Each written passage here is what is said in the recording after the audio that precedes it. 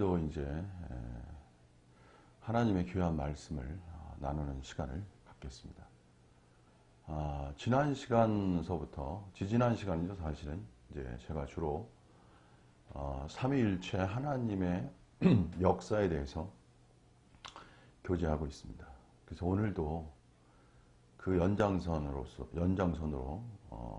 하나님의 삼위일체 하나님의 사역에 대해서 좀 더 확장된 방식으로 말씀을 전하겠습니다. 기독교의 그 위대성은요, 신관의 위대성이에요. 다시 말씀드리면 최고의 신관을 가진 것이 바로 기독교입니다. 그래서 최고의 신관인 가진 종교가 결국은 최고의 종교가 될 수밖에 없죠. 그래서 종교의 그 질과 격, 그 내용을 결정하는 중요한 부분이 바로 신관이에요. 신앙도 마찬가지고요. 오늘날 그리스도인들은 신앙 자체를 주목하죠. 믿음이 있느냐 없느냐. 근데 그거보다 더 중요한 것은 신앙의 대상인 하나님 자신에 대한 사유가 더 중요한 것이죠. 다시 말씀드리면 어떠한 하나님을 믿는 거야. 이게 어떠한 하나님, 이게 중요한 것이죠. 그 하나님을 아는 정도가 그 사람의 신앙을 결정하는 거예요, 사실은. 그래서 신앙을 갖느냐 안 갖느냐, 믿음이 있느냐 없느냐, 이러한 관계보다 더 본질적으로 중요한 것은 과연 어떠한 하나님을 알고 있는 거야. 하나님을 아는 그 깊이에 따라 신앙의 깊이가 결정되는 것이고요. 또 반대적으로 사단을 아는 깊이가 또 신앙의 깊이를 결정하게 돼 있어요. 그래서 제가 이제 이런 말을 좀 쓰죠. 하나님을 아는 것이 높을수록 신앙이 높아지고요. 사탄을 아는 깊이가 깊을수록 신앙이 깊어진다. 이것이 제가 쓰는 어떤 말입니다. 어떻게 보면 어록이죠. 그래서 지금까지 저는 뭐 하나님의 큰 긍휼과 은혜로 여기까지 왔습니다. 제가 너무나 뭐 힘든 시간 겪었다는 걸 제가 누누이 말씀드렸지만 그 당시에는 제가 그게 뭔지를 모르겠어요. 제가 왜 이렇게 어려운 환경을 겪어야 되는지 그 자체가 설명이 안 되더라고요. 근데 시간이 지나서 오늘날에 이르러서야 이제 하나님의 보다 더 깊은 뜻을 제가 좀 헤아릴 수 있는 때가 되었습니다. 자, 어쨌든 먼저는 제가 신관이 중요하다고 말씀드렸고, 그 다음에 이제 기독교의 신관은 삼위일체고요. 그거는 이제 구체적으로 말씀드리면 성부, 성자, 성령이죠. 그래서 오늘은 이제 성부와 성자의 관계성을 성자와 성부의 관계성을 깊이 이해하는 것이 성자와 성령을 깊이 이해하는 길을 열어주는 거예요. 그래서 유대교와 기독교, 다시 말하면 유대교는 한마디로 말하면 그건 성자의 시대를 말하는 것이고, 기독교는 뭐냐면 다르게 말하면 사실 기독교는 성자의 시대라고 말할 수 있어요. 성령의 시대보다는 기독교는 성자적 내용이 더 많습니다. 성자의 어떠한 성자론을 정립하고, 성자론을 정립하는 것은 달리 표현하면 그리스도론이죠. 그리스도론을 확정 정립한 것이 기독교라고 말할 수 있어요. 그리고 그리스도론을 가장 많이 잘 설명한 것이 사도 바울이라고 말할 수 있습니다. 그래서 현재의 기독교는 결국 그리스도론 안에 있는 거예요. 그래서 유대교는 성자 시대를 대표하고요. 기독교는 성부 시대, 그러니까 유대교는 성부 시대를 대표하고, 그 다음에 기독교는 성자 시대를 대표한다고 말할 수 있습니다. 그래서 유대교로부터의 기독교, 성부 시대로부터의 성자 시대의 어떠한 구분점이라고 할까? 그런 걸 우리가 잘 이해할 수 있어야 그 다음에 중요한 성자 시대와 성령 시대를 또한 구분할 수 있습니다. 하나님의 세계는요, 점진적이에요. 진화적 관점. 다시 말씀드리면 하나님은 삼위일체이시지만 그분이 이 땅에 나타나는 자신을 계시하는 방식은 순서적이라는 거죠. 다시 말씀드리면 하나님은 유대교를 통해서 성부 시대를 여신 거예요. 성부 자신을 보여주신 거예요. 그 다음에 순서적으로 무엇이 나오냐면 성자 시대가 열려지는 거예요. 그렇기 때문에 성부 시대로부터 성자 시대, 그리고 성자 시대로부터 성령 시대로 나아가는 것이 하나님의 자기 현현의 어떠한 방식, 전개 방식이라고 말할 수 있습니다. 하나님은 삼위일체이지만 나타나는 방식은 이렇게 순서적이라는 것을 우리가 볼 수 있습니다. 그 다음에는요, 유대교는 성부 시대인데 여기서 우리가 주목해야 될 것이 뭐냐면, 유대교는 한마디로 말씀드린다면 유대교는 성부 시대의 빛을 본 시대죠. 성부 시대의 빛, 성부 시대의 진리, 성부 시대의 율법, 이것을 본 것이 바로 유대인들입니다.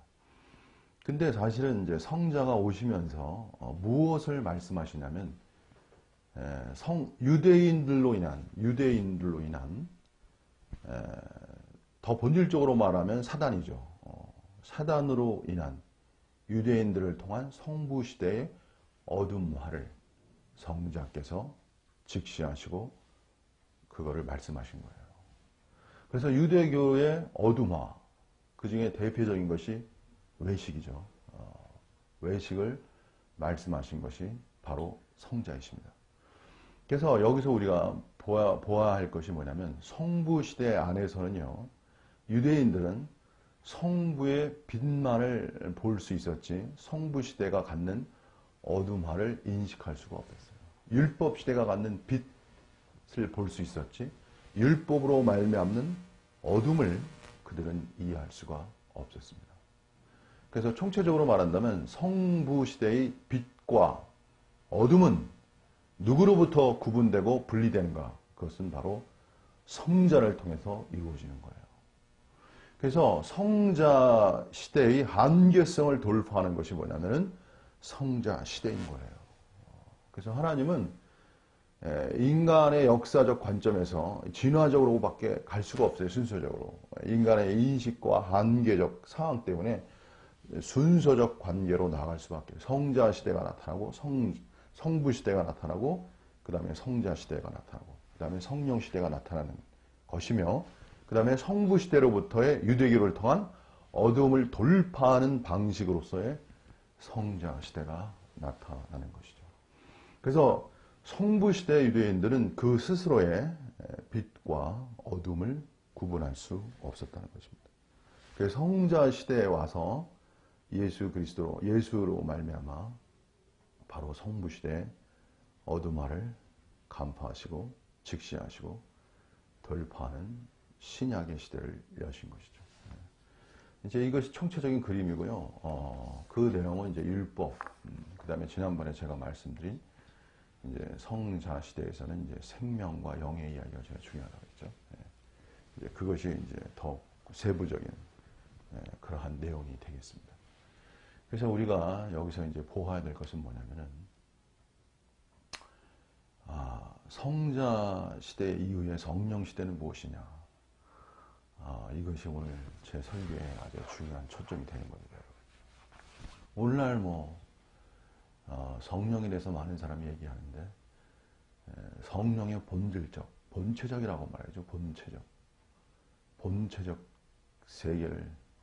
그러니까 많은 사람들은 이제 신학자들도 포함해서요. 많은 사람들 무엇을 중요하냐면요, 하나님의 역사성을 중요해요. 하나님이 무엇을 행하셨다. 그리스도론도 결과적으로는 하나님의 역사성이에요. 그리스도께서 무엇을 하셨다, 일을 하셨다. 그거를 중요하는 거예요. 근데 하나님의 역사성보다도 하나님이 일하신 것보다도 더 중요한 건 뭐냐면 하나님의 본체성이에요. 하나님의 본체성이라는 건 뭐냐면 하나님의 속마음을 말하는 거예요. 하나님의 본질적인 뜻. 다시 말하면 이제 그거를 신의 욕망이라고 말하는 거예요. 신의 욕망을 알아야 그 역사에, 하나님이 행하신 그 역사의 본질을 파악할 수 있어요. 그래서 성령의 시대는요, 성령은 뭐예요? 하나님의 가장 깊은 것을 통찰하잖아요. 이게 성령이잖아요. 그래서 성령 시대는요, 하나님의 역사를 주의하는 것, 하나님이 일하시는 것을 주의하는 것이 아니고 하나님의 깊은 것을 주의하는 시대로의 전환이에요, 여러분. 그래서 성령을 이해한다는 것은 하나님의 깊은 것, 그건 뭐냐면 신의 욕망을 이해하는 시대가 돼야 돼요. 오늘 기독교가 앞으로 계속 못 나가는 건 뭐냐? 신의 역사만, 그것도 구원사적 관점으로만 축소화돼 가지고 이게 큰 문제가 되는 거예요. 오늘 제가 분명히 말씀드릴게요. 기독교의 구원사는 부분적 관점이에요. 하나님의 욕망을 제가 말씀드렸죠. 신의 욕망의 중점의 세계는요, 구원이 아니에요. 구원은 부분적. 그런 율법으로 말미암아 더해진 세계예요. 사실은 구원이라는 자체가. 하나님의 더 본질적, 근원적 욕망의 세계는 뭐냐면 창조의 세계입니다. 여러분. 창조를 이해하는 것이, 그것이 기독교를 이해하는 아주 중요한 키워드가 되는 거예요. 여러분. 구원이 아니에요. 이제는 기독교는 구원을 넘어서야 돼요. 구원을 넘어서 어디로 가야 되냐? 창조의 역사로 나아가야 돼요. 그래서 사단의 역사라는 건 뭐 제가 계속 누누이 말씀드리지만, 사단의 역사라는 건 뭐냐면 구원사적 관점으로 창조사를 가리는 거예요. 이것이 사단의 전략입니다, 여러분. 그래서 구원이라는 건 중요하지만 구원사 안에 갇히면 안 돼요. 근데 기독교가 일어난 포인트가 이신칭의로 의롭다, 믿음으로 말미암아 의롭다함을 얻는다. 의롭다함을 얻는다는 그 자체가 구원론이거든요. 예. 그것으로 일어났기 때문에 그것으로 계속 가고 있는 거예요. 기독교가 사실은. 그러니까 주무기로 일어나서 주무기로 망하는 꼴이 되는 거예요. 사실은. 인간이 참 그렇습니다, 여러분. 예. 그래가지고 구원으로 일어나가지고 구원으로 끝나는 한계적이라는 거죠. 왜? 미래성, 하나님의 미래성을 생각해야 돼요. 하나님은 미래성이라는 건 뭐냐? 하나님은 어디로 가시는가를 생각해야 돼요, 여러분. 하나님 무엇을 행하셨는가는 과거사적 관점이에요, 여러분. 오늘 기독교는 하나님 무엇을 행하셨는가에 대한 과거사적 관점으로만 계속 가고 있는데, 그래가지고는 미래가 열리지 않아요. 하나님의 미래가. 하나님의 미래는 하나님이 어디로 나아가시는가에 대한 미래를 바라볼 수 있어야 합니다. 그래서 하나님의 구원사적 관점으로부터 하나님의 창조사의 관점으로 전환되어야 되는 것이 기독교의 현 필요성입니다. 오늘 새로운 기독교란 건 뭐냐면 구원사로부터 창조사로, 새 창조사로 대전환을 해야 돼요. 이것이 새로운 기독교가 가져야 할 하나의 목표가 되는 거예요, 여러분. 그래서 오늘날 사단은요, 어디를 차단하냐면 구원이 아니에요, 여러분. 어제도 뭐 제가 뭐 차 타고 가는데 막 복음을 전하더라고.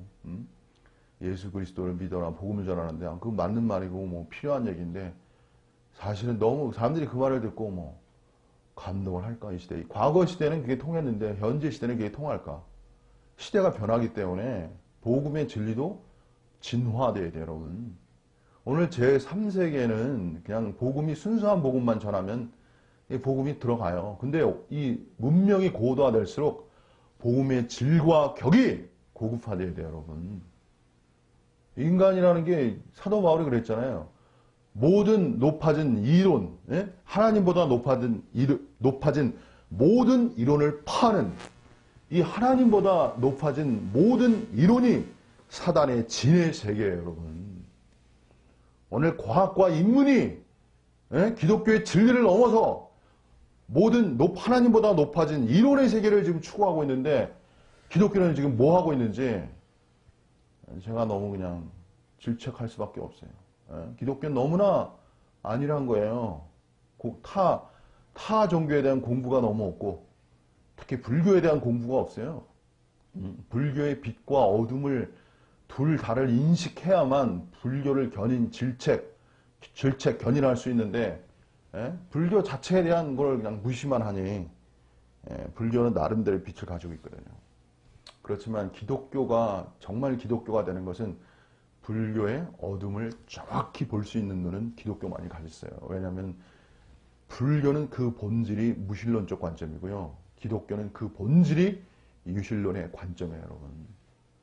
사실은 무신론보다 유신론의 관점이 무신론의 어둠을 더 깊이 파악할 수 있어요. 물론 역으로 무신론은 유신론이 가진 어둠을 일부 파악할 수 있습니다. 자, 그러면 제가 다시 본론으로 들어가겠습니다. 자, 그래서 여러분, 성령의 시대라는 것은 뭐냐면은, 쉽게 말하면 성령 시대는 하나님의 깊은 것을 통제할, 다시 말하면 하나님의 깊은 그 뜻, 의지, 욕망의 세계를 바라볼 수 있어야 돼요. 이것이 하나이고요. 두 번째는 성령의 시대는 구원사적 개념을 넘어선 새 창조사의 개념으로 가야만 성령이 열리는 거예요. 그래서 새 창조의 역사는 무엇인가? 이거를 우리가 논의할 수 있어야 돼요. 오늘날. 새 창조의 역사. 그래서 성령론은 새 창조의 역사이고요. 그리고 새 창조의 역사의 실체는 무엇인가? 이걸 우리가 깊이 생각해야 돼요. 여러분, 새 창조의 실체가 뭐라고 생각하십니까? 이건 결코 쉬운 문제가 아닙니다. 여러분, 오늘날 많은 사람이 성령론을 얘기해요. 뭐 이 사람도 얘기하고 저 사람도 얘기하고, 어떤 사람은 그냥 뭐 카피하고, 자기의 어떠한 영역이 없어요. 그냥 다 카피. 옛날에 배웠던 거 그냥 그대로 카피하는데, 거기다 약간 섞어서 이렇게 말하고. 모르죠, 듣는 사람들이. 왜? 듣는 사람들이 수준이 낮으면 말하는 사람의 수준을 이렇게 볼 수가 없어요. 듣는 사람의 수준이 사실 말하는 사람의 수준을 결정할 수 있는 거예요. 근데 듣는 사람의 수준이 낮으면 그냥 말하는 사람은 너무 쉽게 그냥 사역하는 거죠. 너무 쉽게. 제 눈에는 너무 잘 보이는데. 자, 어쨌든 그렇고요. 여러분 어떻게 생각하세요? 제가 오늘은 이제 질문을 한번 해드리고 싶어요. 이제 저도 뭐 제가 일방적으로 말하는 것보다도 이제는 뭐 질문도 해가면서, 그리고 저는 성령의 그 비밀을 말하려고 할 때 저는 한면에 쉽게 말하고 싶지가 않아요. 정말 주님을 사랑하고 정말 진실하고 순수하고. 왜냐면 성령의 사역은요, 이게 인간의 그냥 이성적 사원의 세계를 넘어서요. 원래 성령의 사역이. 성령의 사역은 그야말로, 아까 제가 몇 개 말씀드렸죠. 구원사적 관념을 넘어선 창조사적 관점이고, 그 다음에 창조사적 관점으로 이해해야 된다고 그랬죠. 그 다음에 또 하나가 뭐냐면, 지금 제가 그 또 하나가 좀 생각이 갑자기 안 나는데, 성령의 관점은 초이성적, 이성이 하나님의 세계는요, 초이성을 넘어선 신이성의 관점으로 나아가야만, 그래야만 성령의 시대를 이해할 수 있어요. 그래서 성령의 시대는 무엇을 이해해야 되냐면요, 너무나 뻔한 얘기일 수도 있는데, 삼위일체 하나님의 비밀의 역사를 이해할 수 있어요. 삼위일체 자체를 이해할 수 있어요. 그래야 성령의 시대가 열리는 거예요. 기독교는 성자를 위한 삼위일체를 부르짖었죠. 제2격을 보호하기 위한, 신성과 인성을 증거하기 위한 삼위일체를 말했습니다. 그러나 진정한 성령 시대의 삼위일체, 그것은 뭐냐면 성령을 위한 삼위일체를 말할 수 있어야 돼요. 이것이 기독교와 다른 거예요. 기독교는 제2격인 성자를 위한 삼위일체를 말하죠. 성령 시대는요, 성령을 위한 삼위일체를 말할 수 있어요. 이것이 비밀 중에 비밀입니다. 그래서 조직신학을 돌파할 수 있어요. 진정한 신학자, 대신학자가 될 수 있어요. 조직신학이 진짜 비밀 중에 비밀이에요. 하나님 자신을 아는 것이. 어떤 사람은 뭐 우리가 하나님의 비밀을 맡은 자라고 했는데, 진정한 하나님의 비밀은 삼위일체 그 자체를 이해하는 거예요. 이걸 모르고 말하는 비밀은 과거적 비밀이 많아요. 이미 알려진 비밀. 그러나 하나님의 세계는 이 삼위일체가 무한 비밀의 세계예요, 여러분. 왜냐하면 여러분, 이성으로, 왜 초이성으로 얘기했냐면, 제가 어려운데요, 삼이 어떻게 하나가 될 수 있고 하나가 삼이 될 수 있습니까? 이 자체가 초이성이에요, 여러분. 이건 이성의 세계를 넘어서는 거예요. 하나님의 세계는 이 자체가 어려워. 삼위일체가 얼마나 놀라운 진리인지를, 유대교가 왜 문제가 됩니까, 여러분? 근원적으로 제가 말씀드릴게요. 근원적으로. 유대교는 이론론 세상이에요. 이론론 세계라고 해요. 이슬람? 무슨 세계예요? 이론론의 세계예요, 여러분. 이론론의 세계니까 어떻게 해요? 절대적이죠. 절대적인데 굉장히 폭력적이죠. 왜? 하나밖에 모르기 때문에. 그냥 하나를 위해서 모든 걸 다 없애버리는 게 이론론의 세계예요, 여러분. 그래서 이론론이 이스라엘이 얼마나 폭력적이에요. 예? 그럼 얼마나 또 절대적이에요, 여러분. 이게 이론론 세계가 갖는 어둠이에요. 그래서 이슬람의 그 많은 폭력단체가 그냥 예? 자신들을 위하여 모든 걸 다 파괴하잖아요. 그리고도 그게 정당화된다고요, 여러분. 이게 이론론의 절대성이 갖는 아주 절대성이 갖는 빛과 어둠이에요, 여러분. 이게 이론론의 세상이라고. 근데 기독교는 그렇지 않아요. 기독교는 뭐야? 삼위일체적 관점이기 때문에 성부의 초월성, 이론론의 세계를 넘어서는 세계예요. 그래서 기독교는 보다 더 뭐예요? 보다 더 보편적 관점을 가질 수 있단 말이에요. 이론론을 떠나서. 그래서 기독교를 통해서 어떤 것이 왔습니까? 자유와 평등이라는 사상은 기독교를 통해서 오는 거예요, 여러분. 오늘 이 시대 고대로부터 자유와 평등이 그렇게 어느 날 갑자기 정의 이런 것이 갑자기 돌출한 게 아니에요, 여러분. 고대 사회부터 자유, 평등, 정의라는 개념이 이렇게 갑자기 들어오는 게 아니에요. 서서히 진화적 관점으로 들어오는 거예요. 기독교에 들어오면서 이게 구체화된 거예요, 여러분. 기독교가 온 인류를 자유와 평등, 정의의 세계로 이게 점점점 변화시키는 기본 역할을 한 거예요, 여러분. 이것이 기독교예요. 성자로부터 성부의 유대교의 그 어둠이 뭡니까? 선민 사상에 의한 자신들만이 어떤 하나님께 택함받았다는 그 선민 그 사상 아닙니까? 그러나 성자를 통해서 무엇이 왔어요? 만인 구원론이 왔잖아요. 모든 사람, 모든 이방인이 예수를 믿으면 구원을 받는다는 보편, 평등의 사상이 거기서 나온 거 아닙니까, 여러분? 예. 성자의 세계. 예. 그리고 이 성자를 통해서 그 고대로부터의 노예와 예? 그 노예 신분이 계속 존재했잖아요. 그러나 하나님의 세계 속에서는 뭐예요, 여러분? 노예가 존재합니까? 노예가 존재하지 않죠. 천국이라는 관념 자체가. 천국이라는 건 노예가 있을 수 없고 남녀가 있을 수 없어요. 노인과 어린 사람이 있을 수 없고 모든 사람이 그리스도 안에서 똑같은 거예요. 이것이 그리스도 안에서의 모든 사람의 어떤 평등성, 이러한 그 만유적 사상이라고 해야 되나? 이러한 거를 가져온 것이 기독교예요, 여러분. 그래서 기독교, 그리스도 안에서 모든 사람이 평등한 거예요, 여러분. 높고낮음이 없이. 인간은 타락한 존재이기 때문에 이 높고낮음이 생기면 거기에 가불이라는 게 생기잖아요. 그래서 거기에 자유가 억압된다고요. 그래서 인간의 비극이 발생한 거라고. 그래서 그리스도 안에서 모든 사람이 다 동일한 가족, 하나님의 권속이요. 신분을 갖는 형제라는 이 교회 사상이 엄청 중요한 거죠, 여러분. 교회. 너희는 다 형제니라. 유대교의 랍비라고 인정받기 좋아했잖아요. 스승이라고 부름받기 좋아하고. 근데 하나님은 오직 하늘에 계신 분은 하나님이고 너희는 다 형제라는 이 평등이라고 해야 되나? 이러한 개념을 여신 것이 성자 시대란 말이에요.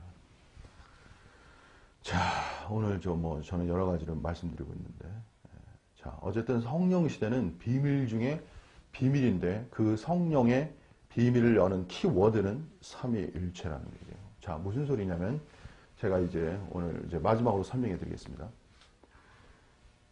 성자의 시대로부터 성부의 시대로부터 성자의 시대가 오고요. 그 다음에 성자의 시대로부터 성부 시대의 한계가 돌파되는 거예요. 기독교로부터 유대교의 한계가 돌파되는 것입니다.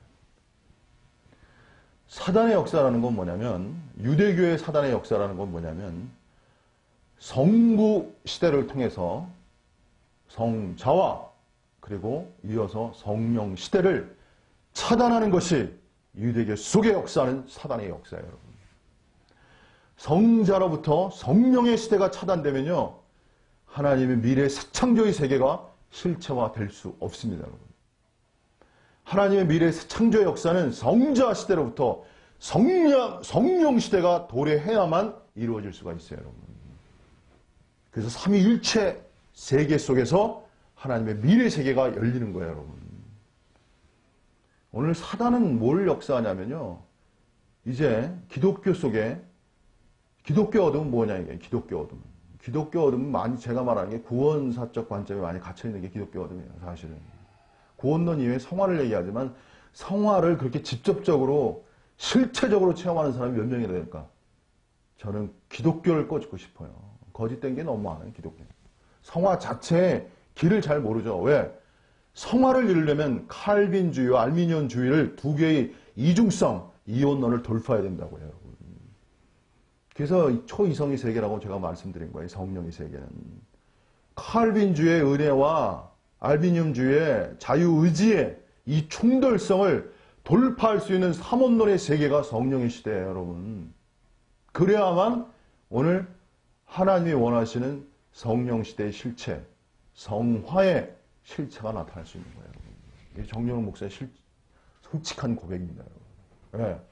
저는 영성을 추구했는데 과거에 이 칼빈주의와 알미늄주의의 이 충돌성, 이혼론 쪽 관점을 돌파하기가 그렇게 어렵더라고. 네. 아무도 안 가르쳐 줬어요, 저한테. 아무도, 그 누구도. 저는 양심적이다 보니까 너무, 그러니까 제가 무슨 소리냐면, 성화는 하나님이 하는 거야, 내가 하는 거야. 여기 충돌이 온다고요, 여러분. 은혜주의는 하나님이 다 한다는 거예요. 그럼 자유의지는 뭐가 필요한 겁니까, 여러분? 은혜가 없는 자유주의는 이단이 되는 거고요. 자유주의가 없는 은혜주의는 수동성, 피동성에 빠지게 돼요, 여러분. 이게 정직한 이야기입니다, 여러분. 이렇게 돼가지고는 아무것도 안 됩니다, 여러분. 그래서 솔직해.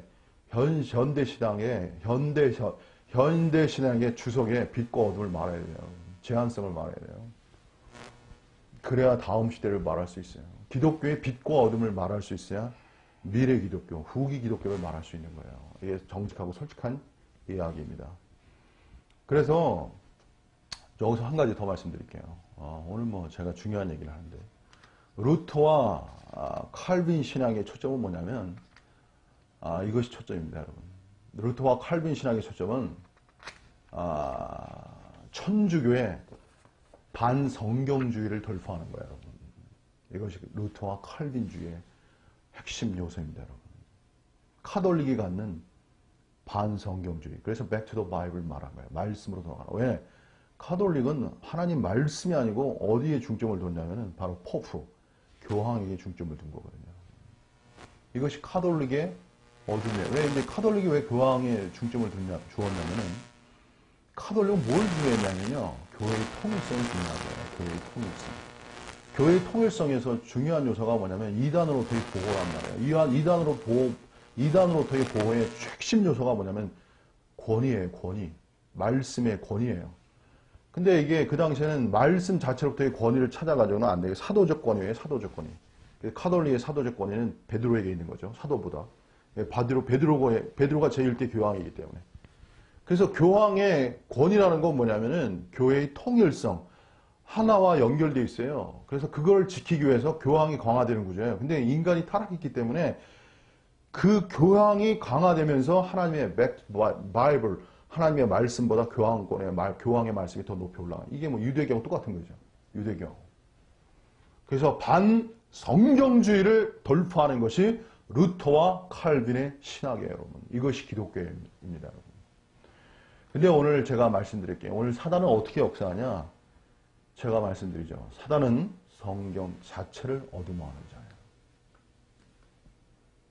성경 자체를 어둠하는 자라고요. 새로운 기독교는 사탄에 의해서 성경 자체를 어둠하는 그 세상을 간파해야 돼요. 그래서 칼빈과 루터가 아주 위대한 일을 했습니다. 그 당시로서는. 그러나 사단이 이미 더 진화돼서 칼빈과 루터의 성경을 어둠화하는 작업을 이미 계속하고 있는 거예요. 그래서 사단의 이 역사를 돌파하기 위해서 성경에 대한 해체가 필요한 거예요. 왜? 진정한 성경의 대정립을 위해서. 이것이 새로운 기독교입니다. 저는 이미 히브리, 강을 건너자라는 뜻이잖아요, 히브리. 저는 이미 강을 건넌 자 같아요. 저는 이미 성자 사역의 빛과 어둠을 구분하는 자가 되었습니다. 그래서 제가 새로운 기독교를 전파하는 사람이 되었습니다. 하나님께서 저를 어떻게 쓰실지 모르겠어요. 제가 다시 한번 간증하는데 저는 성령을 추구했는데 제가 만난 건 사탄이에요. 제가 과감히 다 말하잖아요. 저는 그걸 이해하지 못했어요. 그 당시에. 제가 눈물을 많이 흘렸죠. 왜? 아니 이게 하나님을 추구해서 하나님을 가장 잘 아는 사람으로서 성공해야 되는데 그래서 하나님을 가장 깊이 아는 자가 가장 성공하잖아요, 여러분. 그렇지 않습니까? 하나님을 가장 깊이 높이 아는 자가 최고의 사람 아닙니까? 그래서 하나님의 깊이는 어디에서 결정돼요? 성령에서 결정되는 거거든요, 여러분. 실체적으로. 성부, 성자, 성령. 성령을 아는 자가 성자를 깊이 아는 거예요, 여러분, 사실은. 어떤 사람은 그냥 성자와 성부와 성자가 하나라고만 엄청 강조하는데 과거적 신앙에 머물러 있는 거예요. 삼위를 잃어버리는 거예요. 삼위. 일체만을 강조해요. 성자 신학에 과거적 고리타분한 신학에 눌려 있는 거예요, 여러분. 그래가지고 미래가 열리지 않습니다, 여러분. 그래서 저는 이 성령의 세계 속에서요, 성자의 세계보다는 성령의 세계 속에 위조가 많은 거예요, 여러분. 성령의 세계. 그래서 오늘날 유튜브 하는데 많이 보면 성령을 많이 외치거든요. 위조가 많아요, 여러분. 제가 옛날에 어떤 유튜브 봤는데 성령 체험했다는데 사탄 체험해요. 제가 볼 때. 성령 체험. 왜? 성령도 초자연적 역사를 하고요. 사탄도 초자연적 역사를 하는 거예요, 여러분. 사탄도 초자연적 역사를 해요. 모든 초자연적 역사가 다 성령에 속한 게 아니에요, 여러분. 그걸 구분을 못 하더라고. 그래서 성령. 근데 많은 사람들이 그걸 또 흠모해요. 왜? 인간은 존재적 자체가 초자연적인 걸 흠모하게 돼 있죠. 왜? 종교의 그 본질은 뭐냐면 초월성이거든요. 초월성. 인간은 어떤 욕망이 있냐. 사도 바울이 그랬잖아요. 바라는 것의 실성이라고. 인간의 욕망은 바라는 거예요. 바라는 것. 인간이 바라는 그 본 실체는 초월이에요. 초월. 자기 자신의 초월성이라고요, 여러분. 그 초월성이 인간이 근원적으로 바라는 거예요. 그렇기 때문에 초월성을 갖다가 유사화시키는 것이 바로 사단인데 그걸 사단이 뭐로 유사화시키는 초자연성으로 유사화시키는 거예요. 그래서 사단이 주는 초자연적 역사와 하나님이 주는 초자연적 역사를 구분할 수 있어야 돼요. 저는 과거에 그걸 구분하지 못했습니다, 여러분. 부끄럽지만. 저에게 초자연적 역사가 엄청 임했어요. 그리고 제가 초이성이라고 그랬죠. 인간의 이성 세계가 이해할 수 없는 영역으로의 초이성적, 초자연적 역사가 제게 엄청 임했어요, 여러분. 정말 이해할 수 없는 이야기. 저는 직관의 세계를 나중에 여러분에게 말씀드릴게요. 여러분, 성령의 세계는요, 직관의 세계에 연결되어 있는 거예요. 직관의 세계를 모르면 성령의 세계로 나아갈 수 없어요, 여러분. 어떻게 사도 바울이 성령이 금지했다고 알겠어요? 예? 복음을 전하가는데 성령이 금지했잖아요, 사도 바울한테. 뭐로 환상 중에 성령이 금지했을까요? 환상도 있지만 직감적 세계란 말이에요. 직감적 세계를 이해해야 돼요, 여러분. 직감적 세계. 근데 직감적 세계를 가장 위조를 잘하는 게 누구냐면 바로 사단입니다. 그래서 이게 보통 쉬운 일이 아닙니다. 그래서 본질적 세계는요, 성령의 세계는요, 진화성, 창조성이 중요한 거예요. 그리고 무한 어둠의 돌파성이 중요한 겁니다. 이거는 제가 나중에 또 계속 설명해요. 무한 어둠의 돌파성이 길입니다. 왜냐면은 진리라는 건 여러분, 진리라는 건 불변성이죠. 고정되잖아요. 여러분 제 말을 잘 이해하셔야 돼요. 제 말은 그렇게 쉬운 게 아니에요. 진짜 여러분 어렵습니다. 위중성을 돌파하는 말이기 때문에. 진리는 불변되지만 고정화된 것이 아닙니다. 어려운 말이에요, 여러분. 진리는 변하지 않는 것이지만 고정화된 것이 아니에요. 이게 하나님 세계의 비밀이에요, 여러분. 진리의 세계가 고정화될 때 사단이 침투하는 것입니다.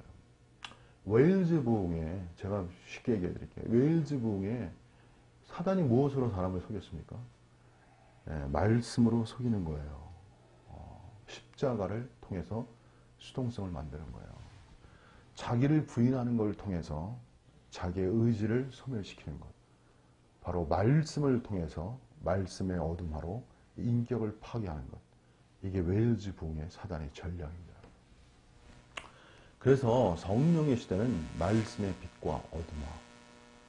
이 세계를 구분할 수 있어야 돼요. 그래야 성령의 시대에 실체가 오는 것입니다. 자, 오늘은 제가 여기까지 말이 충분한 것 같습니다. 그래서 앞으로 성령의 시대가 도래해야만 무한 초월 창조의 하나님의 미래 창조의 역사가 실체가 됩니다. 여러분, 하나님은 무엇을 욕망하셨어요? 하나님은 창조를 욕망하신 거예요. 여러분, 인간 사회에서 인간사를 보세요. 여러분, 문명사를 보세요.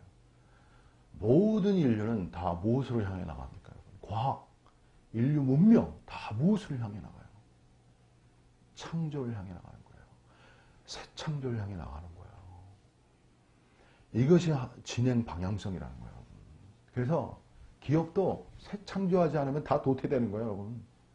과거적 기술은 다 도태돼요. 과거적 말씀, 과거적 신학, 과거적 지식, 과거적인 거는 다 도태되는 거예요. 그건 하나님이 그 사람을 떠난 건 뭐냐면요, 과거적 신학에 머물러 있는 게 하나님을 떠난 거예요. 뭐가 하나님을 떠났는지 몰라요. 그냥 하나님의 위로, 그냥 하나님의 나를 지켜주심, 하나님의 부족함이 없으리로다.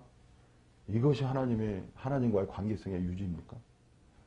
과거적 체계 속에, 하나님은 그분 자신이 미래적이신 분이에요, 하나님은 미래로 계속 진행해 나가시는 분이시라고요, 여러분. 과거에 머물러 있는 분이 아니에요, 하나님은. 그분 스스로가. 왜? 그분 스스로가, 불교가 알아야 되는데, 이 말씀은 신만이, 하나님만이 그분 자신에게 갇히는 존재가 아니에요, 여러분. 불교의 핵심 키워드는 탈입니다, 탈, 여러분. 벗어나네요, 여러분. 하나님만이 그 스스로에게 갇히지 않는 존재성이에요. 그래서 하나님이 위대한 거예요. 불교는 들으셔야 돼요, 이 하나님의 말씀을. 그것이 신이에요, 여러분. 불교는 형이상적 관점으로서의 보이지 않는 세계가 거짓이라는 관점을 들었죠. 근데 여기에 여러분, 여기라고요. 보이지 않는 세계로부터 보이는 세계가 창조된 거야. 이 기독교를 알아야 돼요, 여러분. 이게 플라톤 철학에 갖는 위대성이라는 거예요. 여러분, 어떤 물건을 만들잖아요. 그 물건을 만드는 거는 반드시 보이지 않는 생각, 사유의 세계 속에서 먼저 나타나야 그 다음에 만들어진 창조가 이루어지는 거예요.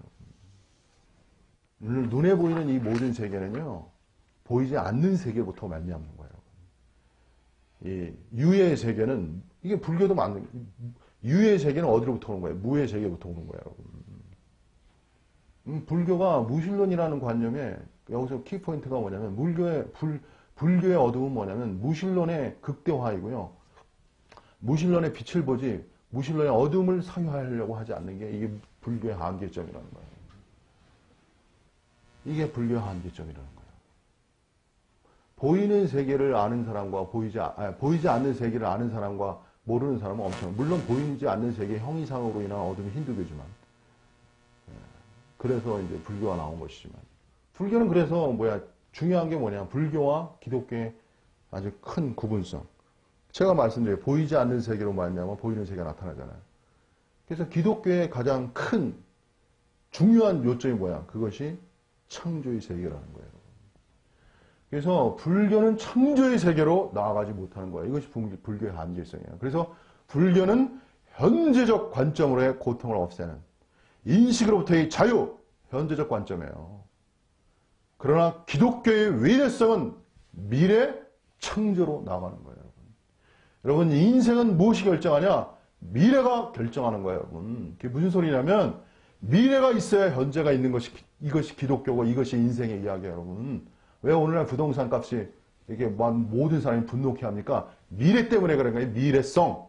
미래성이 보이지 않기 때문에 국민들이 분노하는 거예요, 여러분.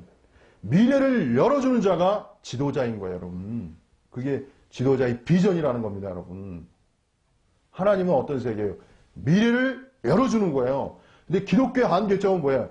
미래를 열어줬죠. 그래서 미래 소망적이죠. 근데 기독교의 더 위대성은 뭐냐면, 미래의 소망을 넘어서 미래를 현재로 창조하여 나가는 것이 더 본체적인 기독교의 세계예요. 이것이 바로 성령 시대인 거예요. 성자 시대는 미래를 소망하게 해요. 성령 시대는 소망적 미래를 현재화하는 것. 그것이 성령 시대인 것입니다. 자, 오늘 여기까지도 충분한 것 같으니까. 하시고, 어쨌든 여러분이 제 말씀을 잘 들으시고, 한면에 어렵기도 해요. 깊은 사유가 필요하고. 제가 여기까지 오기에는 얼마나 많은 고민과 갈등과 어려움과 한계와 눈물과 그야말로 어둠의 긴 터널이 있었겠습니까? 그냥 하는 소리가 아니잖아요. 네. 이건 수십 년간의 결정판이라고 해도 지나친 말이 아니에요. 조직신학적 관점에서. 그래서 여러분이 어쨌든 이 말씀으로 도움받으시고 앞으로도 제가 필요하면 이거는 한 번에 해서 얘기해서 달 말씀의 성질이 아니에요. 조직신학과 관점은 무한 파생적이라는 게 중요한 거예요. 하나님의 세계는 무한 파생적이에요, 여러분. 계속 흘러나가는 거예요. 샘물처럼. 말씀이 계속 폭포수화처럼 끊이지 없이 무한히 흘러가는 이야기예요. 이게 하나님 세계의 특징이라고요, 여러분. 삼위일체로부터의 그 위대한 하나님의 세계로부터 무한히 퍼져나가야 돼, 하나님의 세계가. 왜 하나님의 세계가 생명성이에요? 이런 말을 드려야 미래성이 열리고 미래성이 열리는 가운데 생명화가 일어나요. 오늘날 기독교나 영성주의의 눈물 나는 이야기는 뭐냐? 제가 한마디로 말씀드릴게요. 포화라는 거예요. 포화. 그 말이라는 얘기예요. 이렇게 하고 제3탕, 제4탕 계속 재탕하는 거예요. 재탕. 그것도 본질적이고 순수한 그리스도인들은 간파되는 거예요, 여러분. 반복한다는 걸 알기 때문에. 하나님의 세계는 뭐예요? 반복적이지만 반복적이지 않은 거예요. 왜? 초월 상승의 세계가 열리기 때문에 그런 거예요. 그래서 항상 새로운 거예요. 그 말씀이 아니란 말이에요. 자, 오늘도 이렇게 해서 저도 은혜를 받고 여러분도 은혜를 받는 귀한 시간이 되었습니다. 제 자신도 은혜를 받아 이렇게 말씀드립니다. 네. 자, 오늘 여기서 마치겠습니다. 네, 감사합니다.